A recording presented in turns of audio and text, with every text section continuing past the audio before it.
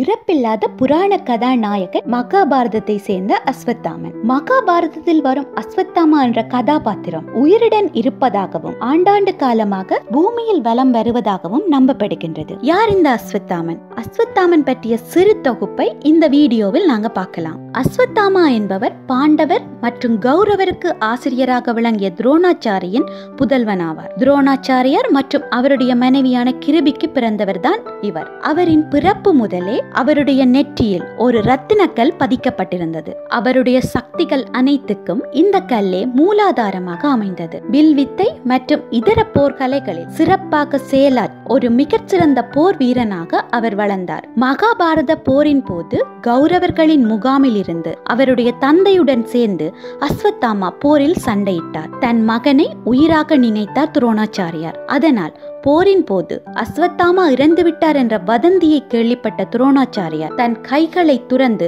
தியானத்தில் ஈடுபட்டார். அப்பொழுது திருஷ்டத்யுமனால் அவர் கொல்லப்பட்டார். இதற்கு பழிவாங்க நினைத்த அஸ்வத்தாமா மகாபாரத போரின் கடைசி இரவின் போது பாண்டவர்களை கொல்வதாக நினைத்து திரௌபதியின் 5 புதல்வர்களையும் கொன்றார். தன் தவறை உணர்ந்த அவர் பாண்டவர்களை கொல்ல சக்தி வாய்ந்த ஆயுதமான பிரம்மாஸ்திரத்தை பயன்படுத்தினார். ஆனால் சக்தி வாய்ந்த அந்த ஆயுதத்தை பயன்படுத்த வேண்டாம் என வியாச முனிவர் அவரை தடுத்து நிறுத்தினார். ஆனால் அந்த ஆயுதத்தை எப்படி பயன்படுத்தாமல் திருப்பி வைப்பது என அஸ்வத்தாமனுக்கு தெரியவில்லை. அதனால் உத்தராவின் கருவில் இருந்த அபிமன்யுவின் பிறக்காத குழந்தையை கொல்ல அதை அவர் ஏவினார். இதனால் பாண்டவர்களின் பரம்பரை அழிந்துவிடும் என நினைத்தார்.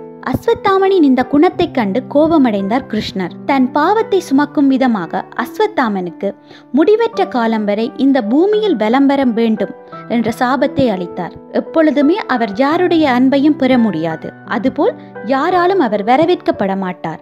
தன் நெற்றியில் உள்ள ரத்தினக்கல்லை திருப்பி கொடுக்கும்படியும் கிருஷ்ணர் கூறினார். அதனால் தன் நெற்றியில் ஏற்பட போகும் புண் என்றும் ஆறாது எனவும் சாபம் அளித்தார். தன் மோட்சத்தை தேடி இன்னமும் அஸ்வத்தாமா இந்த உலகத்தில் சுற்றித் திரிகிறார். அஸ்வத்தாமாவை பலர் கண்டிருப்பதாக கூறுகின்றனர். நெற்றியில் ஆறாத புண்ணை கொண்ட ஒரு நோயாளி மத்திய பிரதேசத்தை சேர்ந்த ஒரு மருத்துவரிடம் வந்துள்ளார்.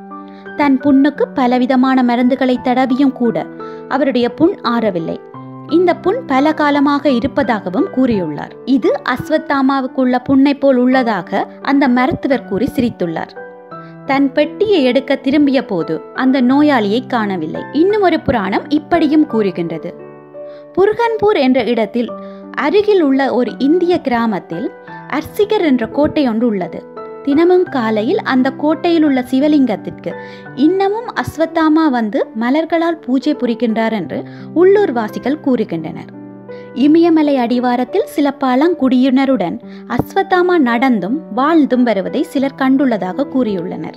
அஸ்வத்தாமா உயிருடன் இருக்கிறாரா இல்லையா என்று தெரியாது. ஆனால் அவருடைய புராண கதை இன்னமும் அவரை உயிருடன் வைத்திருக்கின்றது. தன்னுடைய ஈகோ மற்றும் அறியாமையால் சக்தி வாய்ந்த இந்த போர் வீரர் சோகமான முடிவை சந்தித்துள்ளார். இந்த வீடியோ பிடிச்சிருந்தா லைக் பண்ணுங்க, ஷேர் பண்ணுங்க, கமெண்ட் பண்ணுங்க, எங்க சேனலை சப்ஸ்கிரைப் பண்ணுங்க. தேங்க்யூ.